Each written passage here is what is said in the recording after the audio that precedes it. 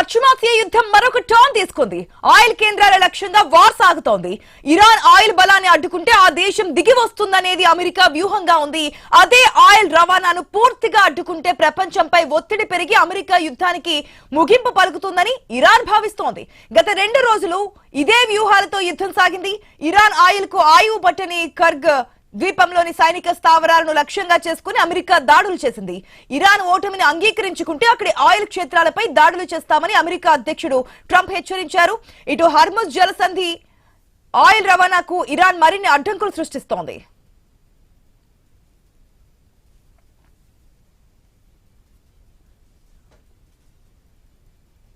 Hormuz జలసంధికి ఇరువైపులా వందలాది నౌకలు నిలిచిపోయాయి. దీనిని మూసే ఉంచుతామని ఇరాన్ హెచ్చరిస్తోంది. ఈ పరిణామాలపై అమెరికా అధ్యక్షుడు డొనాల్డ్ ట్రంప్ మరొకసారి స్పందించారు. ఈ జలసంధికి త్వరలోనే స్వేచ్ఛ లభిస్తుందని ప్రకటించారు. ఇరాన్ చర్యలతో ఇబ్బంది పడుతున్న దేశాలు హర్ముజ్ కు యుద్ధ నౌకలు పంపాలని కోరారు. ఇరాన్ వల్ల చైనా, ఫ్రాన్స్, జపాన్, దక్షిణ కొరియా, యూకే ఇబ్బంది పడ్డాయని ట్రంప్ తెలిపారు. ఈ దేశాలు కూడా యుద్ధ నౌకలు పంపుతాయని ఆశిస్తున్నారన్నారు. అక్కడి తీర ప్రాంతంపై దాడులు చేసి ఇరాన్ ఓడలను ముంచేస్తామని వార్నింగ్ ఇచ్చారు ట్రంప్. హర్ముజ్ జలసంధికి త్వరలోనే స్వేచ్ఛ లభిస్తుందని పేర్కొన్నారు. తమ ఇంధన కేంద్రాలపై దాడులు చేస్తే సహించబోమని ఇరాన్ వార్నింగ్ ఇచ్చింది. ఈ ప్రాంతంలోని అమెరికా కంపెనీలు వారి భాగస్వామ్యం ఉన్న సంస్థలను లక్ష్యంగా చేసుకుంటామని స్పష్టం చేసింది.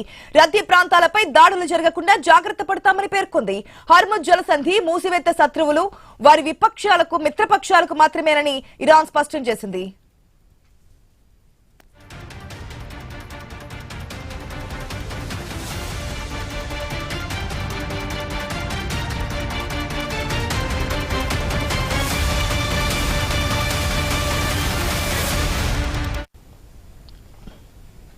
పశ్చిమాసియాలో యుద్ధం మరింత ముదురుతోంది. గల్ఫ్ దేశాలపై ఇరాన్ దాడులు కొనసాగిస్తోంది. దుబాయ్, బహ్రెయిన్ సహా పలు దేశాలపై దాడులకు దిగింది. ఈ నేపథ్యంలో పోర్టులకు దూరంగా ఉండాలని యుఏఈ వాసులను ఇరాన్ హెచ్చరించింది. జబెల్ అలీ, ఖలీఫా, పుజైరా ఓడరేవుల సమీపంలో దాడులకు దిగుతామని తెలిపింది.